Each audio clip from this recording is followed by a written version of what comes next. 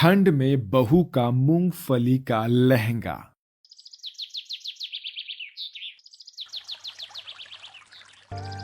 आज तो बहुत ठंड है। अभी तो ये जनवरी की शुरुआती दिन है। ये तो ऐसे शरीर में घुस रही है जैसे शरीर में सुई चुभ रही हो। ओहो, बहुत ठंड है यार। अरे मुझे तो जल्दी से सभी चीजें बेच बेच कर जाना होगा। ले लो मूंगफली, गुड़ पट्टी, चिक्की गुड़ के बने लड्डू ले लो। अरे कैसे दे रहे हो मूंगफली? बस साहब जी 50 रुपए के किलो, एक एक किलो ले लीजिए। बहुत ताजा करारे, इस ठंड में तो इसे खाकर मजा ही आ जाएगा।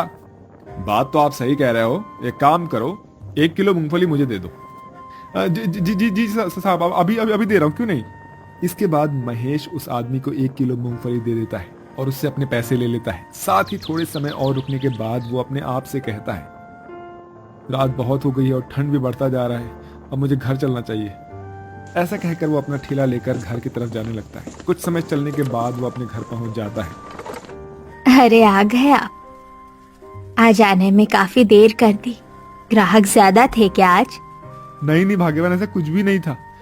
वो तो मैं ये सोचकर थोड़ा रुका कि ये सामान थोड़े बहुत बिक जाएंगे, लेकिन ऐसा कुछ हुआ नहीं। खैर ये सब छोड़ो। मेघा बिटिया जल्दी से खाना लगा दो बेटा, जोरों की भूख लग रही है बहुत तेज। जी पिताजी, आप हाथ मुंह धो लीजिए, मैं आपके लिए खाना निकाल देती हूँ। दरअसल ये कहानी है गरीब महेश की, जो ठंड में मूंगफली बेचकर 2 वक्त की रोटी जुटा पाता था। वहीं उसकी पत्नी सुमन दूसरों के घर में साफ सफाई का काम करती थी। दोनों पति पत्नी को मेघा की शादी की चिंता थी। कुछ समय बाद सभी एक साथ खाना खाते हैं और खाना खाने के बाद सुमन अपने पति महेश से कहती है, महेश जी, हमें अब मेघा बिटिया की शादी कर देनी चाहिए। हाँ तुम ठीक कह रही हो, लेकिन अब हम गरीबों की बेटी से शादी करेगा कौन? हम तो दान दहेज भी नहीं दे सकते हैं। शादी का जोड़ा खरीदने के लायक भी हमारे पास पैसे नहीं है। देखिए जी, हमें कुछ तो इंतजाम करना पड़ेगा। अब मेघा की उम्र शादी लायक हो गई है। ठीक है, फिर मैं मेघा बिटिया के लिए कोई अच्छा लड़का देखता हूँ। ठीक है, जब तक मेघा बिटिया को मैं सोसाइटी के काम में ही लगा देती हूँ। थोड़े पैसे कमाएगी तो उसकी शादी में काम आएंगे। हाँ ये तो तुम सही सोच रही हो। सुमन अगले दिन मेघा को अपने साथ सोसाइटी में ले जाती है और एक घर में काम दिलवा देती है।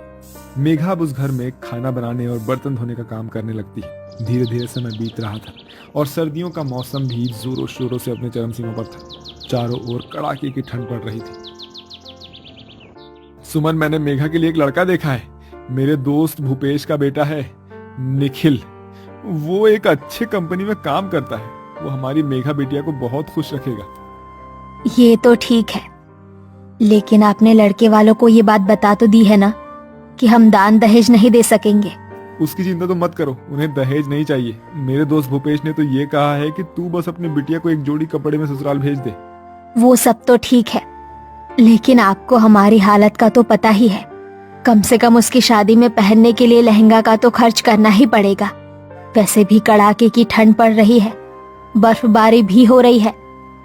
ऐसे में हमने मेघा की शादी की तो उसे कुछ गर्म कपड़े भी देने होंगे, नहीं तो ठंड के मारे उसकी तबीयत खराब हो जाएगी। क्या ये शादी गर्मियों में नहीं हो सकती? ठीक है, इसके बारे में मैं एक बार भूपेश से बात करता हूँ। महेश दूसरे दिन अपने दोस्त भूपेश से कहता है, भूपेश, मेरी बेटी मेघा और निखिल की शादी हम गर्मी में कर सकते हैं क्या? अभी बहुत ठंड पड़ रही है। तो हमारी हालत जानता है, हमारे पास गर्म कपड़े खरीदने के लिए पैसे नहीं है।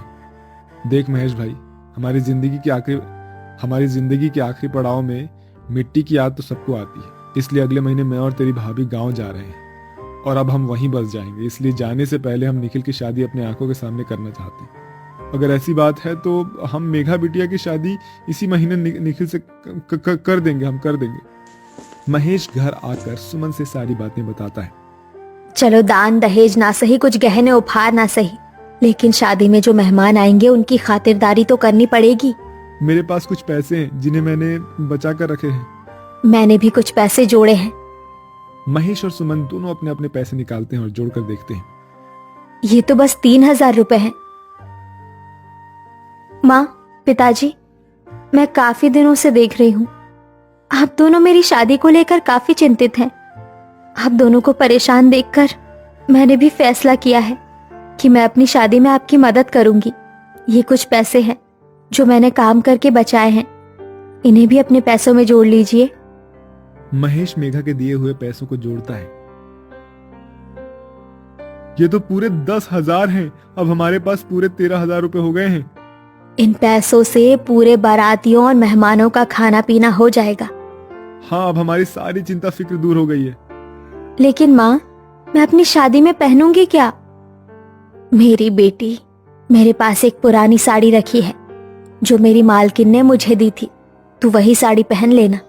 नहीं माँ, शादी थोड़ी ना बार बार होती है। शादी में हर लड़की लहंगा पहनती है और मुझे भी अपनी शादी में लहंगा पहनना है। लेकिन मेघा बेटी, लहंगे खरीदने के लिए हमारे पास पैसे कहाँ हैं? और अगर तू लहंगा पहनेगी तो तुझे ठंड भी लगेगी। तुझे तो पता है बाहर कितनी ठंड पड़ रही है, बर्फ पड़ रही है। माँ, ठंड तो साड़ी में भी लगेगी ना। लहंगे की चिंता तुम मत करो, मैं कुछ इंतजाम कर लूंगी। ठीक है बेटी, जैसा तू कहे। अगले दिन जब महेश मूंगफली बेचने के लिए घर से जाता है तो उसके पीछे उसकी बेटी मेघा आकर उससे कहती है, पिताजी, आज आप जो भी मूंगफली बेचे, अगर उनके छिलके या ऐसे मूंगफली हो जो खराब हो गए हो, उसे आप लेते आइएगा। साथ ही अगर कोई बोरा वगैरह भी मिल जाए तो उसे भी ले आइएगा। ठीक है मेघा बिटिया। जिसके बाद महेश मूंगफली बेचने के लिए वहां से चला जाता है। ऐसे ही वो सुबह से शाम तक मूंगफली बेचता है और उन मूंगफली के छिलकों को वो एक जगह पर इकट्ठा करके अपने पास रख लेता है। लेकिन उसे कहीं भी बोरियां नहीं मिलती। वो सारी मूंगफलियां बेचकर उन छिलकों को लेकर घर आता है। पिताजी, आप मूंगफली के छिलके ले आए? हाँ बेटी, दरवाजे पर मैंने रख दिया है। और बोरियां भी मिल गई ना? नहीं बेटी, वो मुझे कहीं नहीं मिले। ऐसा कहकर महेश वहां से चला जाता है। जिसके बाद मेघा खुद से कहती है, लगता है मेरा लहंगा पहनने का सपना एक सपना ही बनकर रह जाएगा। मेघा उदास हो जाती है। दूसरे दिन जब वो काम पर जाती है तो वहाँ एक बूढ़ी औरत सोसाइटी की सफाई कर रही थी और सारा कचरा एक बोरी में डाल रही थी। मेघा उन बूढ़ी अम्मा के पास जाती है और कहती है, काकी, क्या आप ये बोरी मुझे दे सकती हैं? अरे बेटिया, ये बोरी अगर मैंने तुझे दे दी तो ये भरा कचरा मैं कैसे उठाऊंगी? और वैसे भी तू इस बोरी का क्या करेगी? काकी, मुझे इस बोरी की बहुत बहुत बहुत जरूरत है और साथ में एक और बोरी चाहिए। आप कचरा उठाने के लिए कोई और दूसरी बोरी ले लीजिए ना। बेटिया, वो तो ठीक है, लेकिन मुझे ये समझ में नहीं आ रहा कि तुम्हें ये बोरी क्यों चाहिए। क्या तुम्हें भी कहीं से कोई गंदगी उठानी है? अगर ऐसा है तो तू मुझे बता दे, मैं उस गंदगी को उठा लूंगी। नहीं नहीं काकी, मुझे ये बोरी गंदगी उठाने के लिए नहीं चाहिए, बल्कि अगले हफ्ते मेरी शादी होने वाली है। मेरा बड़ा मन है कि मैं अपनी शादी में एक खूबसूरत सा लहंगा पहनूं, लेकिन हम बहुत गरीब हैं, इसलिए हम लहंगा नहीं खरीद सकते हैं। इसलिए मैं इन बोरी और मूंगफली के छिलकों से एक लहंगा बनाऊंगी और अपनी शादी में पहनूंगी। मूंगफली के छिलकों और बोरी से बना हुआ लहंगा? हाँ काकी, ठंड बहुत पड़ रही है ना, इसलिए बोरी की वजह से मुझे ठंड नहीं लगेगी और ऊपर से मूंगफली के छिलकों की वजह से मेरा लहंगा और भी खूबसूरत सा दिखाई देगा। मेघा की बात सुनकर वो अम्मा काफी भावुक हो जाती है और वो उसे 2 बोरियां लाकर दे देती है। मेघा दोनों बोरियां लेकर अपने काम पर आ जाती है, जहां बोरियों को देखकर उसकी मालकिन उससे कहती है, अरे मेघा, तुम ये बोरियां लेकर क्यों आई हो?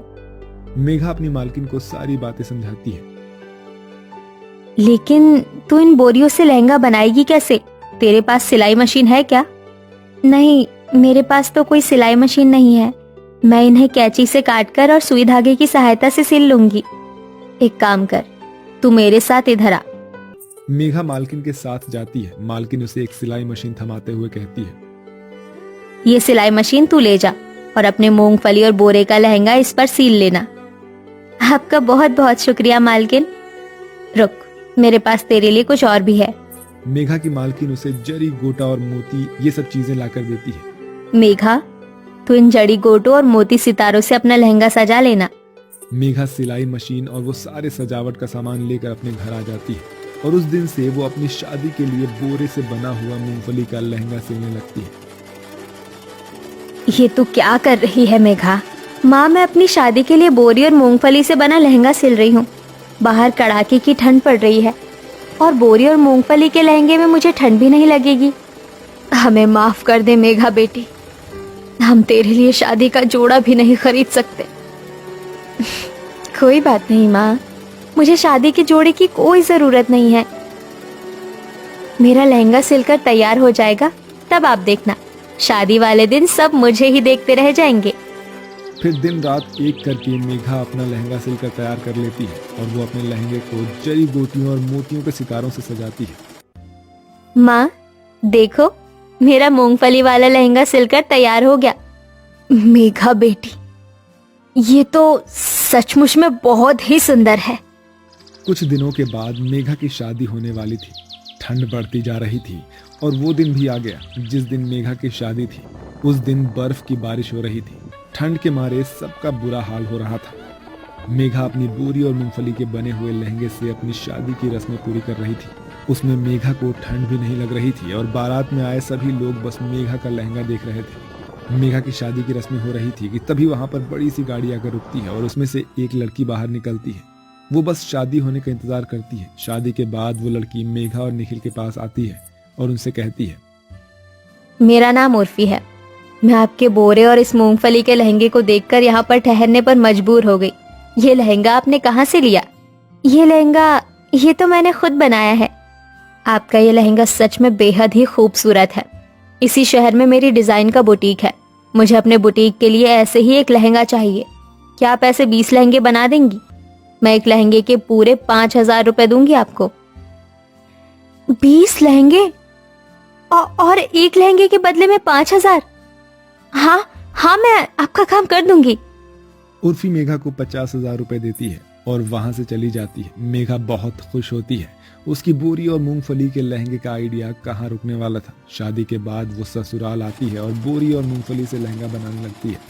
उसने बहुत जल्दी 20 लहंगे सिल के दे दिए थे और उसका बनाया हुआ लहंगा पूरे शहर में हाथों हाथ बिकने लगा था और लोग उसका डिमांड करने लगे थे। अब मेघा को और भी ज्यादा काम मिलने लगा जिससे उसकी अच्छी खासी कमाई होने लगी थी और उसके आने से उसकी और निखिल की गरीबी भी दूर हो जाती है और मेघा ने अपनी कमाई से अपने माता पिता की भी आर्थिक मदद की और जिससे सभी लोग खुशी खुशी रहने लगे।